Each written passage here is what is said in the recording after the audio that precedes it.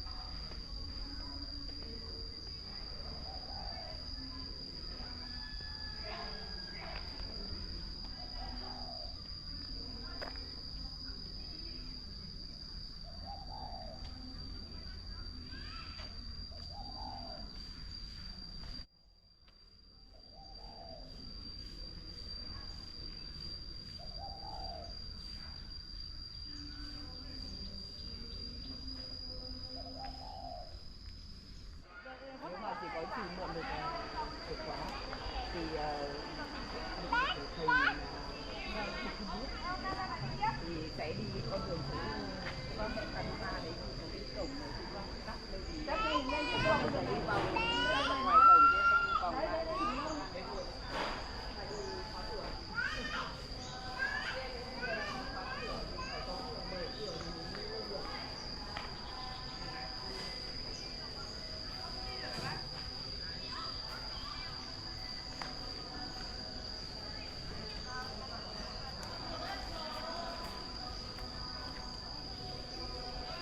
cho cô nhưng thấy như nhiều người cô xuống mà Ngồi cả gối xuống. không cháu em đi đâu ôn quá Không biết cả.